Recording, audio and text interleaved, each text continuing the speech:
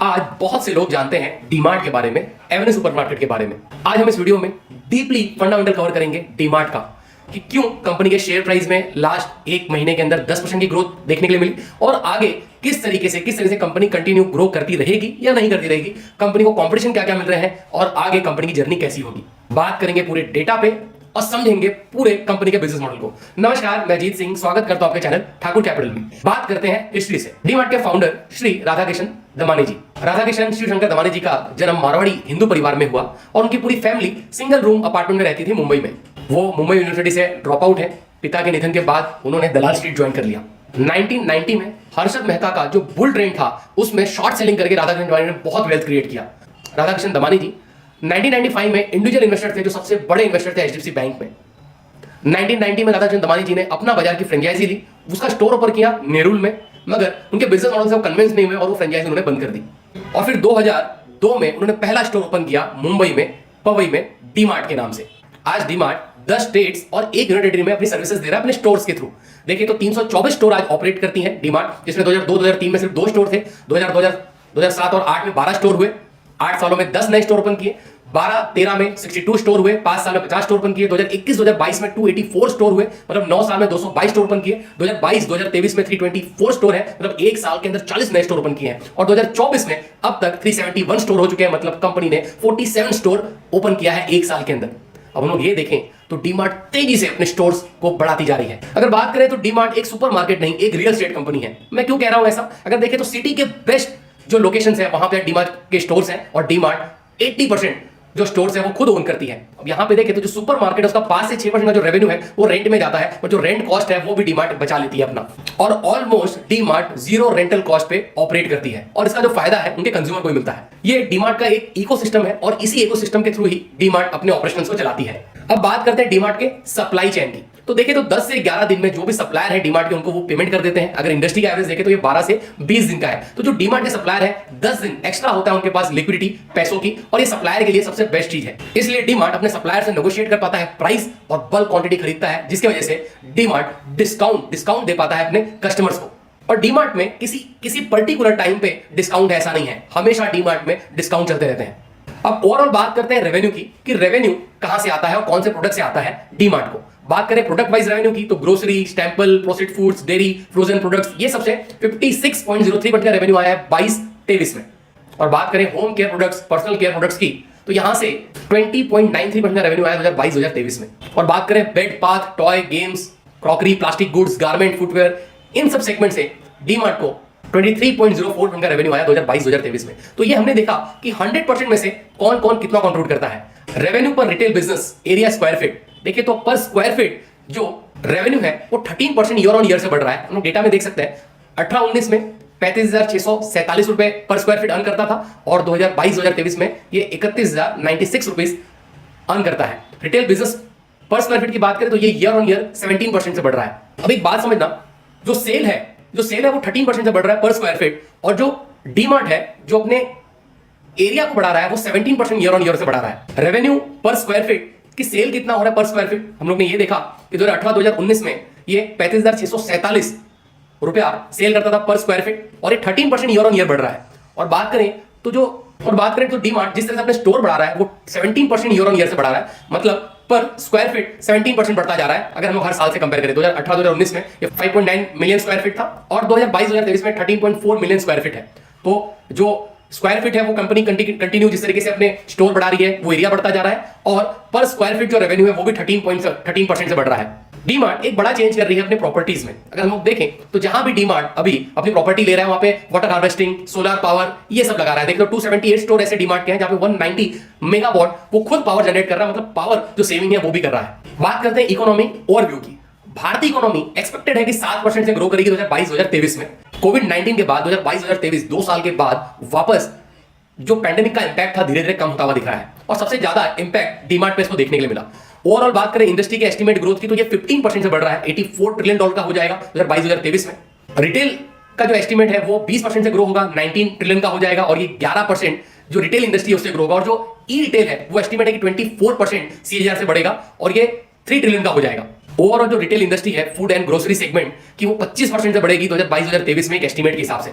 जो retail industry है वो एस्टीमेट है कि 2023 से लेकर 2028 तक ये 10 से 11% सीजीआर से बढ़ेगी क्रिसिल की रिपोर्ट के हिसाब से। रेवेन्यू डिस्कस करें तो आप देख सकते हैं कि रेवेन्यू किस तरीके से बढ़ रहा है डीमार्ट का। एम्प्लॉय रिटेंशन की बात करें तो 2022-2023 में 17% का है, मतलब बहुत 100 लोग अगर ज्वाइन करते हैं डीमार्ट उनके एम्प्लॉय तो सिर्फ 17%, सिर्फ 17 लोग ही छोड़ के जाते हैं पूरे साल में। और जो डीमार्ट है अपने एम्प्लॉय के ऊपर ट्रेनिंग में भी बहुत खर्चा करता है। ये जो बिजनेस है एक फास्ट चेंजिंग इंडस्ट्री हो चुका है।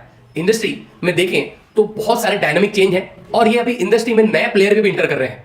अब देखें तो ओवरऑल जीडीपी का 10% कंट्रीब्यूट करता है और भारत वर्ल्ड का 5वां सबसे बड़ा रिटेल स्पेस है। बात करें रिटेल मार्केट साइज की तो आज ये 2 ट्रिलियन का टच कर लेगा 2032 तक। और अगर बात करें तो आज ये 690 बिलियन का है 2021 में। इस तरीके से अगर हम कैलकुलेट करें तो 25% सीजीआर से बढ़ेगा हर साल। अब तक डीमार्ट ने जिस तरीके से काम किया वो काबिले तारीफ था, मगर अब ये बिजनेस मॉडल आगे भी चल पाएगा क्या? ये बिजनेस मॉडल ट्रेडिशनल हो चुका है? आइए देखते हैं कि डीमार्ट क्या इनिशिएटिव ले रहा है अपने आप को चेंज करने में। देखिए तो कंपनी का जो फिजिकल प्रेजेंस है अभी भी बहुत ज्यादा नहीं है अगर हम कंपेयर करें रिलायंस रिटेल के साथ। और जिस तरीके से ई रिटेल पेनिट्रेशन बढ़ रहा है फ्यूचर में डीमार्ट के लिए ये फेवरेबल हो सकता है। अब देखें तो ये जो इंडस्ट्री है वो वेल रेगुलेट नहीं है, मगर डीमार्ट एक बहुत ही वेल रेगुलेट है और ये फायदा दे सकता है डीमार्ट को। फ्यूचर प्लानिंग की बात करें तो डीमार्ट क्या कर रहा है फ्यूचर प्लान ये समझते हैं। डीमार्ट ने फर्स्ट टाइम मुंबई में 2020 में अपने 2 स्टोर को टोटली कन्वर्ट किया है ई कॉमर्स के लिए। ये आईपीओ के बाद पहली बार डीमार्ट ने किसी अपने स्टोर को क्लोज डाउन किया, उसको टोटली शिफ्ट किया ई कॉमर्स में। देखें तो कंपटीशन ई रिटेल में इंक्रीज हो रहा है। देखें तो अमेजॉन, जियो मार्ट धीरे धीरे स्टेबल हो चुके हैं कोविड-19 के बाद। और देखें तो डीमार्ट ने रिटेल स्पेस के लिए डीमार्ट ने 1300 करोड़ रुपए खर्चे किए हैं। चैलेंजेस देखें तो ऑनलाइन में अमेजॉन आज एक बड़ा प्लेयर उभर के निकला है। और देखें तो जियो मार्ट भी आज 5 करोड़ से ज्यादा जियो मार्ट के जो एप्लीकेशन और डाउनलोड है 17 लाख प्लस कस्टमर के फीडबैक है और 4.5% की रेटिंग है। तो जियो मार्ट भी आने वाले समय में डीमार्ट को एक अच्छा कंपटीशन देगा। डीमार्ट देखें तो कॉस्ट कंट्रोल कैसे करता है ये समझते हैं।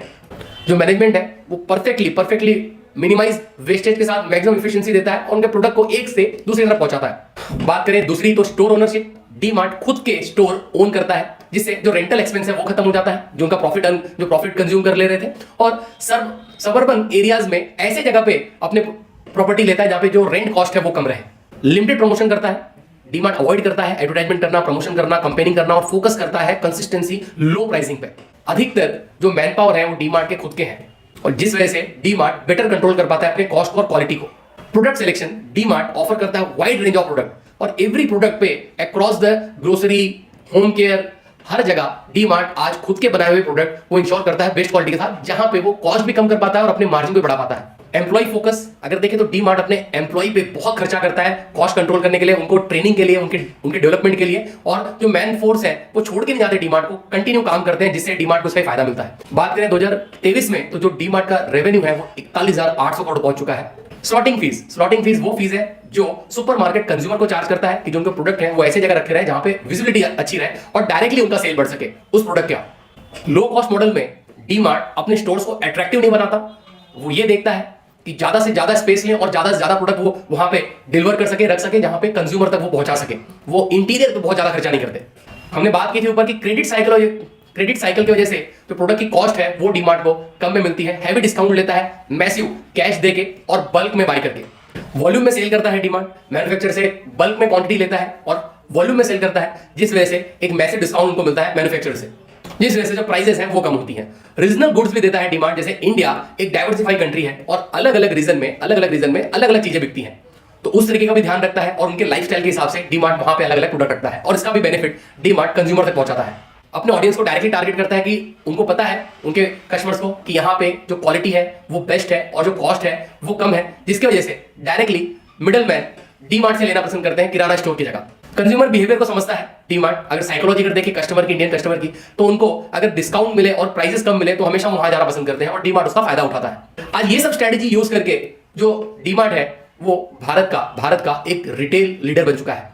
तो डीमार्ट एक ऐसा बिजनेस मॉडल क्रिएट किया है डीमार्ट ने कि जिस तरीके से डीमार्ट के जो आज स्टोर है वो है 371, पर आने वाले टाइम में हमको डीमार्ट के स्टोर भी बढ़ते हुए दिखेंगे। जो डीमार्ट का स्टोर ओपन करने का जो सिलसिला है वो बढ़ चुका है। हम लोग देखें तो लास्ट साल में 50 स्टोर और इस साल में 50 से ज्यादा स्टोर उन्होंने ओपन किए हैं और धीरे धीरे वो तेजी से बढ़ रहे हैं। अगर बात करें तो 2002 में सिर्फ 2 स्टोर थे महाराष्ट्र में, मुंबई में, और उसके बाद आज देखें तो 371 स्टोर तक वो पहुंचे हैं। और आगे भी जो जिस तरीके से राधाकृष्ण दमानी जी का एक विजन है, और हम बात करें सबसे इंपॉर्टेंट तो इसमें रमेश दमानी ये भी कंपनी के एक एक्टिव रोल है, और ये भी सक्सेसफुल स्टॉक मार्केट इन्वेस्टर है। इनका नेटवर्क 250 करोड़ से ज्यादा है। तो इस तरीके का जो मैनेजमेंट है वो बढ़िया काम कर रहा है। धीरे धीरे डीमार्ट के ई रिटेल भी हमको खुलते हुए दिख रहे हैं कि जहां से जो ऑनलाइन जो ऑर्डर करें वहां से वो सप्लाई कर सकते हैं। अब ओवरऑल जो बिजनेस मॉडल है वो बेहतरीन है डीमार्ट का, और आने वाले समय में डीमार्ट धीरे धीरे और बेहतर परफॉर्म करेगा। आज कंपटीशन देखने मिल रहा है डीमार्ट को रिलायंस रिटेल से, रिलायंस जियो मार्ट से, अमेजॉन से, मगर जिस तरीके का बिजनेस मॉडल क्रिएट किया हुआ है डीमार्ट ने, आगे भी डीमार्ट को उसका बेनिफिट मिलता रहेगा। और डीमार्ट एक बेस्ट शेयर है। अगर लोग देखें तो कहीं भी अगर डीमार्ट स्टोर ओपन होता है तो वहां की प्रॉपर्टी की प्राइसेस भी बढ़ जाती हैं। तो ये इंपैक्ट करता है कि डीमार्ट किस तरीके से मोनोपोली क्रिएट कर रहा है अपने इस सेगमेंट में। अपने फाइनेंशियल एडवाइजर से कंसल्ट करके ही बाइंग डिसीजन लें इस स्टॉक में। अगर इसी तरीके के वीडियो आप हमेशा देखना चाहते हैं तो जरूर ठाकुर कैपिटल यूट्यूब चैनल को सब्सक्राइब करें। नमस्कार, धन्यवाद।